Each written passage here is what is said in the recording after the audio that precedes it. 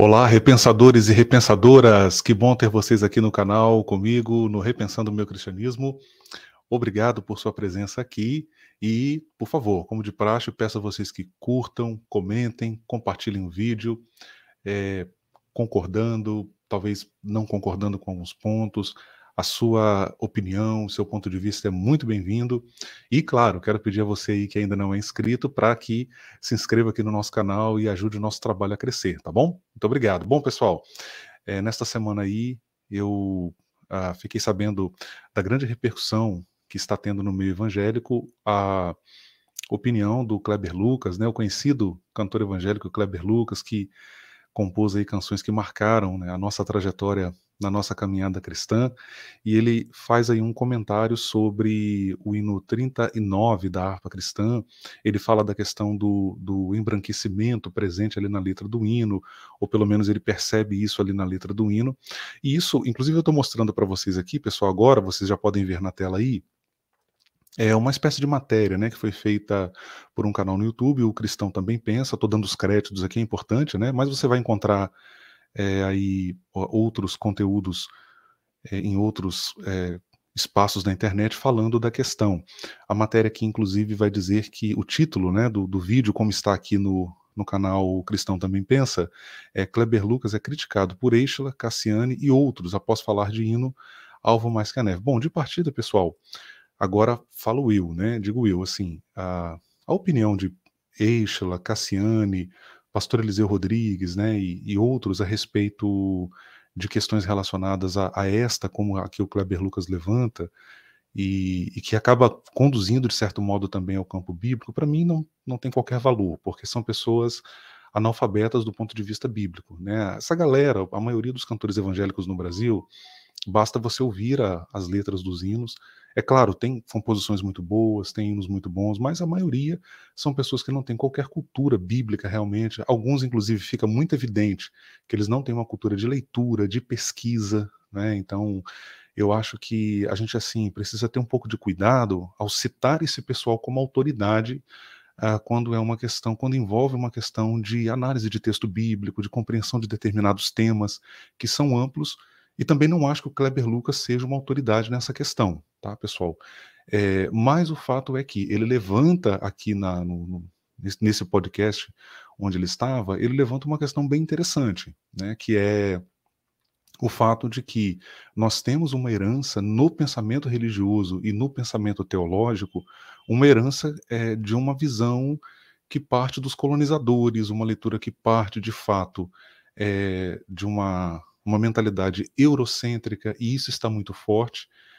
E, claro, devo dizer, não apenas na religião, mas isso está na sociedade. O racismo continua sendo um problema muito, muito sério, e o que o Kleber Lucas tenta destacar, e ele, para fazer isso, ele associa a letra do hino 39 da harpa cristã, é mostrar que a cor preta ela é associada àquilo que é ruim, àquilo que é maligno, e que isso é uma construção histórica. É isso que me parece que ele está tentando comunicar.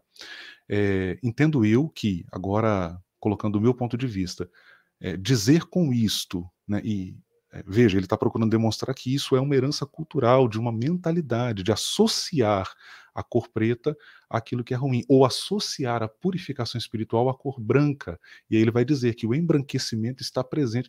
E o que ele está dizendo é a pura verdade. Ele não está dizendo nada novo na academia. Isso já vem sendo pesquisado. Eu tenho colegas que trabalham com essa temática.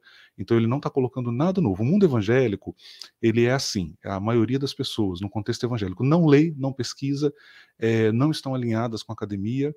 A gente tem um problema muito sério de fundamentalismo religioso, que não consegue pensar fora de uma caixa, né, que não consegue olhar realidades sociais, e eles querem ficar legislando sobre temas que eles não entendem bulhufas, né? A verdade é essa. Então, assim, essa questão já vem sendo trabalhada. Eu que estou na educação, eu que trabalho com ensino religioso na rede pública, esses temas são temas de grande importância. Não dá para negar que existe realmente um processo cultural longo de racismo, de preconceito com as religiões afro-brasileiras, né? Então, assim, a campanha do sal grosso que é feita na igreja evangélica é aceitável. Não, é um erro doutrinário, é falta de orientação bíblica.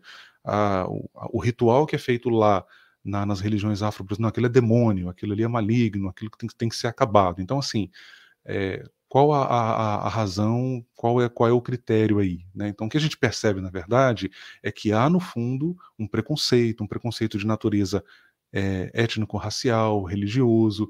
Então, nesse sentido, olhando por esse ângulo, eu entendo que o Kleber Lucas levanta uma questão e traz uma contribuição importante, né? Porque, de fato, a gente associa a cor preta, o negro, àquilo que é ruim, né? Mas isso é herança de uma perspectiva europeia, eurocêntrica, né? Então, assim, e o curioso é nós pensarmos que mais de 50% da população brasileira não é constituída de pessoas brancas, né? E a nossa formação cultural deve muito, muito a negros, deve muito a escravos, descendentes de escravos, povos africanos que foram trazidos para cá e povos originários que aqui estavam quando os colonizadores chegaram. Então, esse pessoal que critica não tem noção de história, a maioria, a gente percebe que, pela fala deles, não tem noção dessas discussões que estão se produzindo no campo das questões étnico-raciais, a busca por direitos humanos. A galera não sabe nada disso, né? Então, assim, eles veem ali uma coisinha, eles não entendem e já vão para a internet, já vão para vídeo falar sem analisar o caso,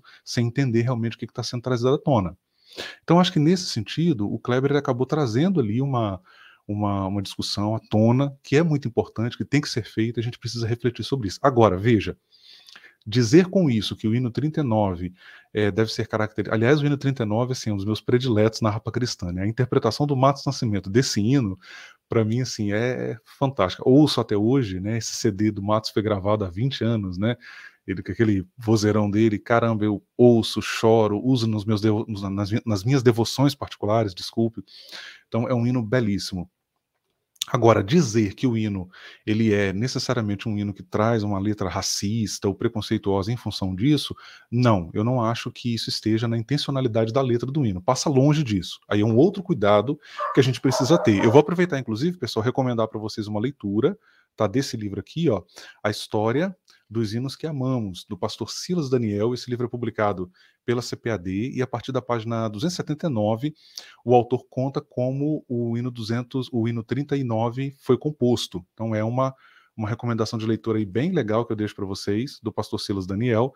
Eu acho que é bacana até para a gente entender exatamente o contexto em que o hino, né, o contexto que dá em que o hino é composto, né, em que o hino é pensado. Um outro cuidado importante que a gente precisa ter, e aqui eu vou divergir de pessoas que estão trabalhando com teologia feminista, de pessoas que até de alguns exegetas, que é você falar de machismo, é você falar de racismo no texto bíblico. É você levar essas noções, é você levar esses conceitos para dentro do texto bíblico. Eu tenho problemas com isso. Por quê?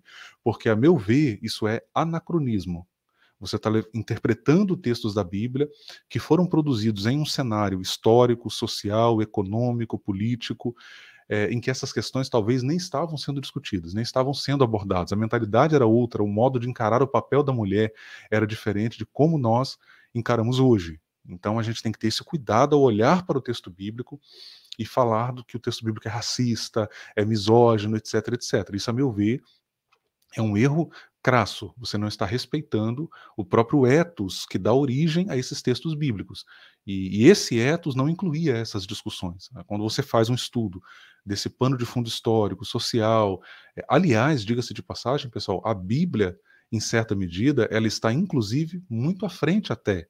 Você vai ver, por exemplo, num texto como o de Provérbios, a sabedoria ser associada à imagem de uma mulher, né? Quando você tem uma longa tradição ali que associa, na verdade, a sabedoria sempre ao homem.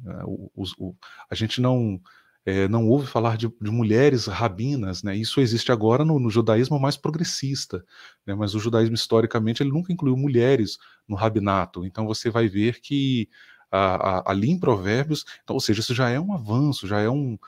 Então, nesse sentido, a Bíblia, muitas vezes, e no ensino de Jesus e do Novo Testamento mais ainda, a mulher ela é dignificada, ela está colocada numa posição que, para o contexto ali naquele momento, está até muito à frente, né? Então, essa coisa de olhar para a Bíblia, falar que a Bíblia misógina, é racista, é machista, não, isso é anacronismo. Eu chamo isso de anacronismo hermenêutico. Você interpretar um texto que é milenar, que é antigo, que foi produzido dentro de outro contexto pelas lentes de discussões que estão sendo produzidas aí a partir do último século, o último não, né? A partir aí dos últimos 100, 150, 200 anos, talvez, né? Então, a gente precisa ter esse cuidado ao olhar para o texto bíblico e não introjetar nele uma mentalidade, um modo de compreensão que é nosso, que é contemporâneo. Espero ter contribuído, pessoal. Aguardo os comentários de vocês e sigamos juntos aqui no Repensando. Um grande abraço.